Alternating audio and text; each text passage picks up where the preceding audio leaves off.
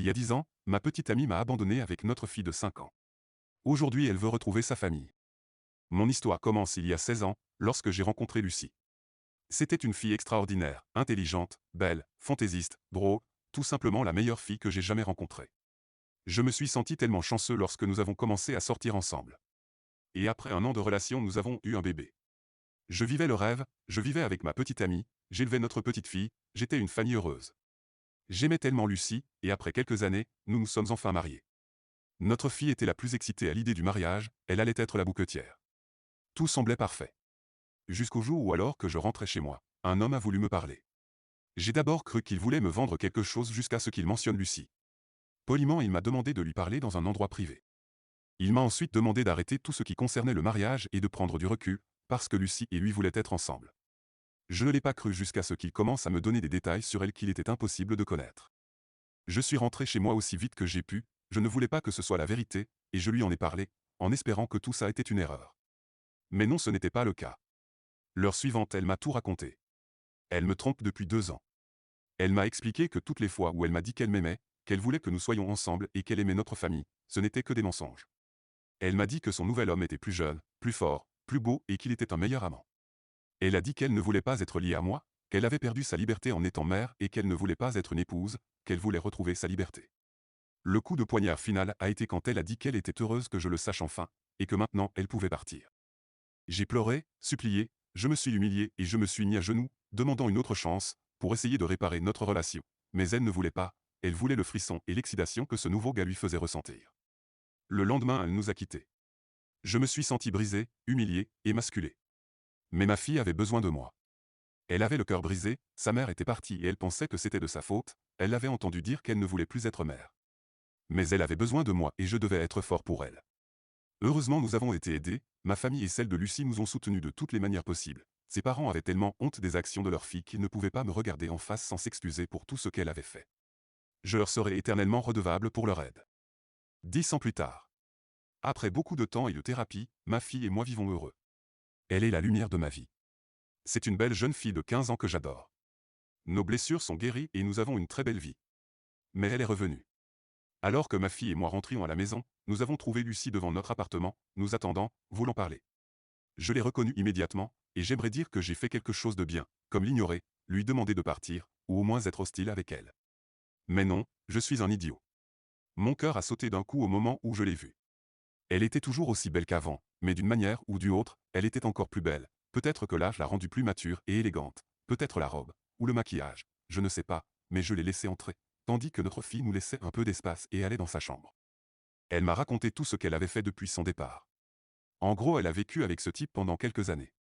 Elle m'a dit à quel point elle aimait ça, tout le plaisir qu'elle en retirait et comment elle pensait que c'était les meilleures années de sa vie, jusqu'à ce qu'elle remarque que l'excitation de cette nouvelle relation s'estompait lentement, et à un moment donné, elle a commencé à tromper cet homme aussi.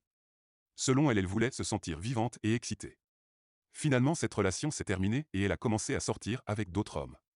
Chaque relation est devenue plus courte que la précédente, jusqu'à ce qu'elle n'ait plus que des relations occasionnelles. Elle a également dit qu'elle pensait parfois à nous, à notre famille, mais qu'elle était trop fière pour admettre qu'elle avait fait une erreur, jusqu'à l'année dernière. Elle a attrapé un virus et ça l'a frappée très fort, au point qu'elle a cru qu'elle allait mourir, et qu'elle a réalisé à quel point elle était seule, à quel point elle était stupide, et l'erreur qu'elle avait faite il y a si longtemps. Après tout ça, elle a dit qu'elle regrettait tout ce qu'elle avait fait et dit, et qu'elle était maintenant prête à m'épouser et à former la famille que nous avons toujours voulu être. Lorsqu'elle a eu terminé, je lui ai demandé de partir pour me donner le temps de réfléchir. Elle a accepté en disant qu'elle reviendrait le lendemain. Pendant des années j'ai rêvé qu'elle revienne, et maintenant ça se produisait. Mais je ne me sentais pas à l'aise.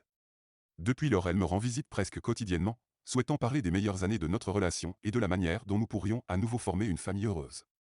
J'ai demandé de l'aide. À ma famille, à mes amis. La plupart d'entre eux m'ont dit que je ferais la pire erreur de ma vie si je la reprenais. D'autres m'ont dit que je pouvais lui donner une chance.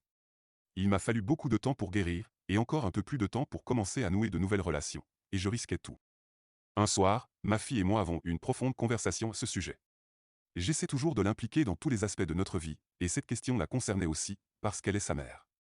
Parfois elle me surprend par sa sagesse et sa maturité, car elle m'a dit, peut-on vraiment aimer quelqu'un qui nous a fait tant de mal? Et c'est tout ce dont j'avais besoin. Je ne me pardonnerai jamais si je la laissais à nouveau faire du mal à ma fille. Et je l'ai dit à Lucie. Si elle veut rester près de notre fille ou avoir une relation avec elle, Je suis d'accord, mais je lui ai dit que nous ne reviendrons pas en arrière. Lucie a seulement dit qu'elle me ferait retomber amoureux d'elle et qu'elle n'abandonnerait pas. Partie 2. Depuis le poste, elle a insisté pour qu'on se rencontre, elle voulait parler. J'ai décidé d'avoir une dernière discussion avec elle et de fixer mes limites. Nous nous sommes rencontrés dans un lieu public. La discussion a été longue et difficile, je voulais qu'elle soit honnête, et je lui ai dit que dès que je découvrirais un mensonge je partirais. Je lui ai demandé si elle était vraiment désolée ou si nous étions sa dernière option. Nous aimait-elle vraiment ou n'étions-nous qu'un lot de consolation?